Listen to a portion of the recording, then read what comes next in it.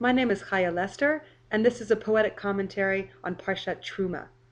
This Parsha deals extensively with the people's offerings towards the building of the Mishkan, the mobile temple known in English as the Tabernacle. Midrash Hagadol takes the 15 materials here donated to the Mishkan's construction and likens them to components of the human being. The gold corresponds with the soul, the silver with the body, flax with the intestines, and on and on. This evocative midrash clearly equates the house of God with the human being. Indeed, one of the most commented upon lines in the Parsha is, "And let them make me a sanctuary, that I may dwell betocham, within them." Grammatically speaking, one would expect the text to say, "Build me a sanctuary, that I may dwell within it." But let there be no mistake, the simple read of text is clear. God will dwell within each of them, within each of us. Build it and he will come right into our very selves. The Parsha's barrage of details about an external building project all point to a quintessentially internal domain. But how do we Torah readers of today fulfill this injunction for internal construction? How do we create God's abode within us? I think one hint is in the fact that this first appearance of the Mishkan in the Torah is explicitly linked to the people's bringing offerings, Truma. The concept of Mishkan is necessarily connected to the idea and ideal of giving. It's the act of offering which moves God to dwell below. God promises that when we give the best of ourselves, then we will come to enshrine divinity. And more than that, this is not merely individuals making their contributions in a vacuum. No, this is an overtly communal endeavor. The Torah teaches a timeless model of the sanctity born from a communal pooling of each person's gifts.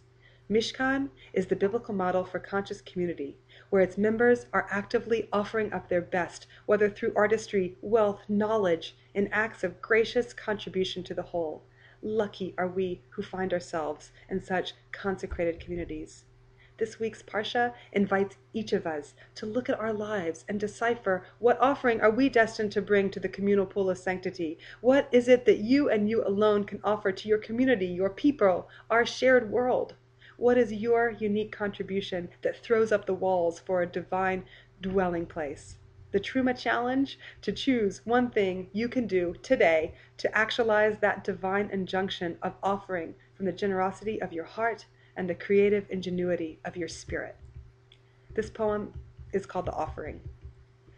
List here, under gifts, the donations of my lips. You want blue? Have my veins. Purple, take this flesh. The soft of my face, your ram skin dyed red. My scalp, the tachash hide, the shittim wood, my bones. Oil for lighting, take these eyes, for sweet incense, my nose.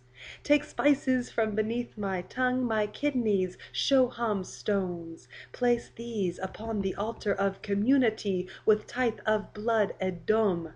Set my heart like gemstones upon the priestly breast. Take flax from these intestines, for goat hair take this tress. The copper is my calling voice, silver are my limbs, the gold bestowed with all my soul that God might dwell within. And with these sinews, lodging light, I donate every breath to house the gusty word of God in sanctuary dress.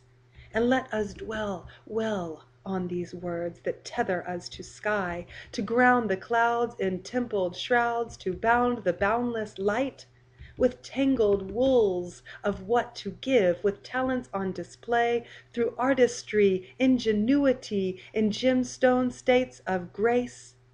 God's fiery image on the mountain, chiseled into life, reified and actualized, tactile and enshrined, palpable and muscular, expressive, copious. God is sparked in all our arts when we wield our will to give.